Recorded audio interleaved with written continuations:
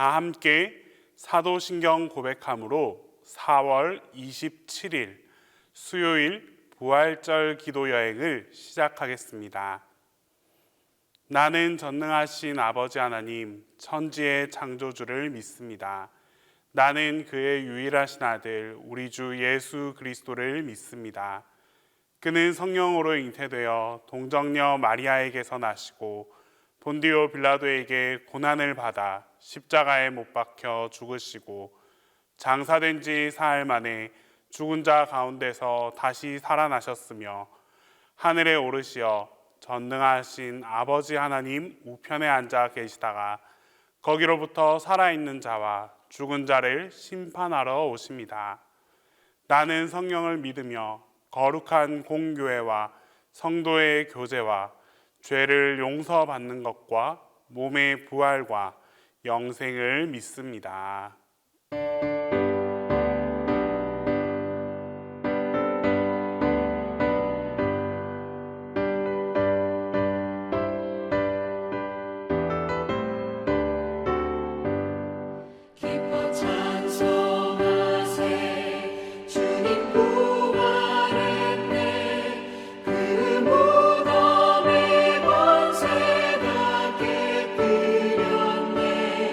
찬송하고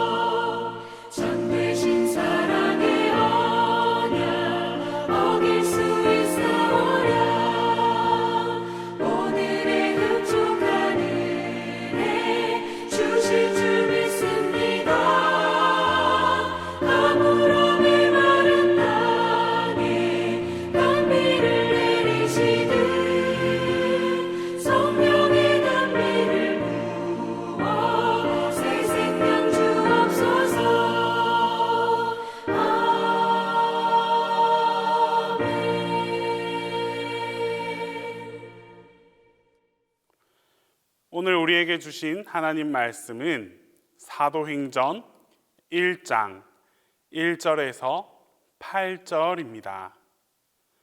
신약성경 사도행전 1장 1절에서 8절입니다. 다 함께 봉독하겠습니다. 데오빌로여, 내가 먼저 쓴 글에는 무릇 예수께서 행하시며 가르치시기를 시작하신부터 그가 택하신 사도들에게 성령으로 명하시고 승천하신 날까지의 일을 기록하였노라. 그가 고난받으신 후에 또한 그들에게 확실한 많은 증거로 친히 살아계심을 나타내사 40일 동안 그들에게 보이시며 하나님 나라의 일을 말씀하시니라. 사도와 함께 모이사 그들에게 분부하여 이르시되 예루살렘을 떠나지 말고 내게서 들은 바 아버지께서 약속하신 것을 기다리라. 요한은 물로 세례를 베풀었으나 너희는 몇 날이 못되어 성령으로 세례를 받으리라 하셨느니라. 그들이 모였을 때에 예수께 여쭈어 이르되 주께서 이스라엘 나라를 회복하심이 이때이니까 하니 이르시되 때와 시기는 아버지께서 자기의 권한에 두셨으니 너희가 알 바 아니오. 오직 성령이 너희에게 임하시면 너희가 권능을 받고 예루살렘과 온 유대와 사마리아와 땅끝까지 이르러 내 증인이 되리라 하시니라. 사도행전을 기록한 저자는 누가입니다. 누가는 예수님의 12 제자 중 한 사람이 아니었음에도 불구하고 누가복음과 사도행전을 기록한 특별한 사람이었습니다. 누가가 사도행전과 그리고 이 누가복음을 기록한 이유는 단 한 사람, 한 영혼 때문이었습니다. 데오빌로라는 한 사람을 위해서 이 두 권의 책을 기록했습니다. 데오빌로는 이방인이었고 이제 막 예수를 믿기 시작한 사람이었습니다. 그에게 예수님이 어떤 분인지, 예수님이 이 땅에 오셔서 어떤 사역을 하셨는지, 예수님께서 십자가를 진 의미는 무엇인지를 세세하게 기록한 것이 누가복음입니다. 또한 사도행전은 주님의 승천 이후에 성령이 임하시고 교회가 세워진 것과 교회를 통해서 복음이 확장된 것을 기록하고 있습니다. 앞으로 살펴볼 이 사도행전을 한마디로 요약한다면 성령님의 역사를 기록한 성령행전입니다. 주님께서 약속하신 성령님이 오셔서 교회를 세웁니다. 예루살렘 교회는 안디옥 교회를 개척했고 안디옥 교회는 바울과 바나바를 1차 선교 여행을 위한 선교사로 파송합니다. 2차, 3차 선교 여행은 바울과 실라를 파송합니다. 이 과정을 통해서 소아시아와 유럽 그리고 전 세계로 복음이 뻗어나갈 발판을 마련하게 됩니다. 그러므로 사도행전은 성령님의 역사를 기록한 책입니다. 우리는 이 사도행전을 통해서 성령님께서 어떻게 일하시는지 자세히 살펴볼 수 있습니다. 3절 말씀에 그가 고난받으신 후에 또한 그들에게 확실한 많은 증거로 친히 살아계심을 나타내사 40일 동안 그들에게 보이시며 하나님 나라의 일을 말씀하시니라. 예수님께서 승천을 준비하시면서 40일 동안 하신 일을 두 가지로 기록합니다. 첫 번째로 주님은 40일 동안 제자들에게 많이 나타나셨습니다. 예수님께서 40일 동안 제자들을 찾아다니시며 자신을 보이신 이유, 드러내신 이유는 바로 이 부활이 확신하다는 것, 부활이 명백하다는 것과 또한 부활은 부인할 수 없는 역사적 사실이라는 것을 입증하기 위함이었습니다. 당시 예수님이 부활하지 않았다라는 악의적인 소문을 내는 사람들이 많이 있었습니다. 예수님의 무덤을 지키는 사람들, 빌라도의 수하에 있던 사람들, 유대 종교 지도자들 등은 예수님이 부활하지 않았다라는 거짓말로 사람들을 미혹했습니다. 그러나 부활하신 예수님은 40일 동안 여러 사람들에게 나타나셔서 직접 보이심으로써 부활이 역사적인 사실이다라는 사실을 입증해 주셨습니다. 두 번째로 주님은 40일 동안 말씀을 전해 주셨습니다. 예수님은 스스로 하늘에 올라간 이후 이 땅에 남아있는 이 제자들이 해야 할 일들에 대해서 하나씩 말씀해 주십니다. 그렇게 모든 말씀을 다 하신 후에 제자들을 향해 성령님을 기다리라 라고 말씀하셨습니다. 4절 말씀에 사도와 함께 모이사 그들에게 분부하여 이르시되 예루살렘을 떠나지 말고 내게서 들은 바 아버지께서 약속하신 것을 기다리라. 성령을 받기 위해 제자들은 예루살렘을 떠나지 말고 기다려야 합니다. 예루살렘을 떠나지 말라는 말씀은 제자들에게 부담이 될 수 있습니다. 예루살렘은 바로 이 제자들에게 어떤 의미입니까? 예루살렘은 실패한 자리입니다. 제자들이 예수님을 만나서 이 예루살렘에 올라왔을 때는 부푼 가슴, 그 부푼 꿈을 품고 가슴에 가득 차고 그렇게 기대하면서 올라왔습니다. 그들은 이 예수님의 능력이라면 로마를 극복하고 이 민족을 로마의 압제에서 해방시켜 주실 것이다 라고 확신했습니다. 하지만 주님께서는 그럴 의지가 없었습니다. 제자들의 발을 씻기시고 또 가난한 자, 병든 자들과 함께 하시다가 힘없이 체포당하고 십자가에 달려 돌아가시고 말았습니다. 제자들은 당황했습니다. 제자들은 숨어들었습니다. 그들에게 있어 이 예루살렘은 실패의 자리나 다름없었습니다. 그런데 예수님은 바로 이 예루살렘을 떠나지 말고 기다려야, 이 예루살렘에서 기다려야만 성령을 받을 것이다 라고 말씀하십니다. 이렇게 말씀하시는 주님이 도저히 이해가 되지 않았습니다.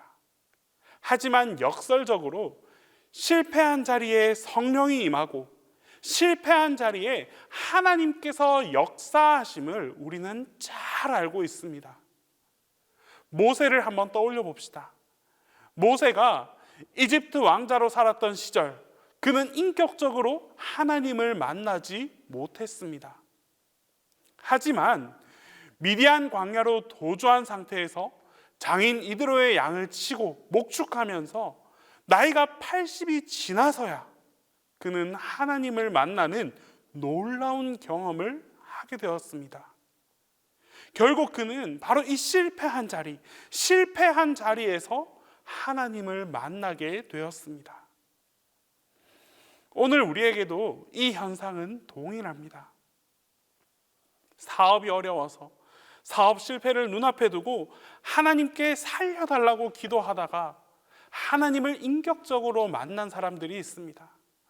인간관계 때문에 힘들고 어려워서 도망하고 기도하다가 하나님을 경험하는 분들도 있습니다. 몸이 아파서 병 낫기를 구하다가 성령 체험을 하는 분들도 있습니다. 바로 이 실패의 자리가 영원한 실패의 자리가 아니라 인격적으로 하나님을 만나고 성령을 체험하는 능력의 자리, 역설적인 자리가 된다는 사실을 잊어서는 안 됩니다. 오히려 우리는 성공의 자리를 조심해야 합니다. 성공한 자리에 오래 머물다 보면 오히려 그 자리가 사탄이 역사하는 자리가 될 수도 있습니다. 사도 바울을 한번 떠올려 봅시다. 바울이 교회 개척을 정말 얼마나 많이 했습니까? 그가 세계 방방곡곡을 다니면서 개척한 교회는 정말 헤아릴 수 없이 많습니다. 하지만 그는 개척한 교회가 성장하면 두말하지 않고 떠났습니다. 특별히 그가 사랑했던 이 에베소 교회, 이 교회에 가장 오래 머물렀는데 그것도 3년밖에 머물지 않았습니다. 이것이 바로 사도 바울의 영적 성공 비결입니다. 예수님은 예루살렘을 떠나지 말고 성령을 기다리라라고 말씀하신 후에 승천하셨습니다. 제자들은 예수님께서 말씀하신 대로 예루살렘을 떠나지 않았습니다. 오히려 그곳에서 기도하며 기다렸습니다. 12절부터 14절 말씀에서 기록되어 있듯이 제자들은 예수님의 부탁대로 예루살렘을 떠나지 않고 오로지 기도에 힘쓰고 있었습니다. 성령님을 기다리는 자들이 반드시 해야 될 일, 그것이 바로 기도입니다. 왜 기도를 해야겠습니까? 기도는 주인을 바꾸는 작업이기 때문입니다. 기도하기 전에는 나 스스로가 주인입니다. 내가 주인이 되어서 내 뜻대로, 내 의지대로 하려고 합니다. 그런 상태에서는 성령님께서 우리 심령에 임하실 수 없습니다. 성령님께 주도권을 내어드리기 위해서는 기도를 통해서 마음가짐을 바꾸어야 합니다. 기도로 마음의 돌밭을 갈아엎어서 성령님이 주인으로 임재하시기 좋도록 우리가 만들어야 합니다. 그것이 바로 기도입니다. 그래서 제자들은 기도했습니다. 우리가 오늘 이 땅에서 성령님의 임재를 풍성히 누리기 위해서는 기도해야 합니다. 열심히 기도하다 보면 성령님이 우리 마음을 주장하심을 경험하게 될 것입니다. 제자들은 성령을 기다리면서 마음밭을 갈아엎었습니다. 이렇게 좋은 마음밭에 성령님께서 임하여 주시는 것입니다. 오늘 하루도 내가 어떤 자리에 있든지 기도하는 일을 멈추지 말아야 합니다. 끊임없이 기도함으로 성령님을 모실 수 있는 마음밭을 준비할 때에 성령님께서 반드시 여러분들의 삶 전반에서 함께 하시고 그 기도에 응답해 주십니다. 기도하겠습니다. 우리 시간 첫 번째로 기도드릴 때에 고난이 있고 어려움이 있더라도 은혜로 극복할 수 있게 해달라고 기도하겠습니다. 두 번째로 기도를 통해서 성령님의 역사를 준비해 나가는 우리 모두가 되게 해달라고 기도드리겠습니다. 끝으로 우크라이나에 하나님의 평화가 나타나게 해달라고 우리 시간 간절함으로 기도하겠습니다. 사랑의 하나님, 부활하신 주님께서 다시 우리와 함께 해주심에 감사를 드립니다. 주님께서 함께하지 않는 시간은 우리에게 고난의 시간이고 어려움의 시간입니다. 힘든 시간을 보내면서 우리의 믿음마저 흔들리고 방황할 때도 있습니다. 주님께서는 이런 우리의 연약함을 잘 알고 계시기에 다시금 부활하셔서 우리 곁을 찾아와 주셨습니다. 주님, 이제라도 다시 오신 주님을 우리가 온전히 깨닫고 그 부활의 은혜를 통해 일어나게 하옵소서. 어떠한 고난과 어려움이라 할지라도 부활의 은혜를 통해 이겨내고 승리하게 하옵소서. 특별히 매 시간마다 기도하는 우리 모두가 되어지기를 간절히 소망합니다.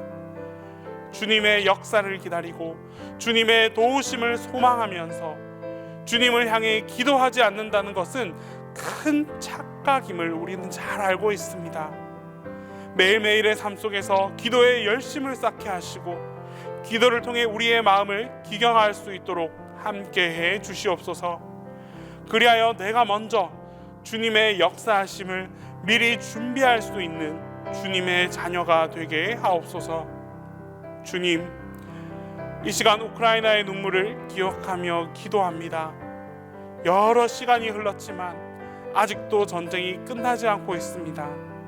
여전히 총탄 소리와 비명 소리, 눈물 소리가 끊임없이 들려오고 있습니다.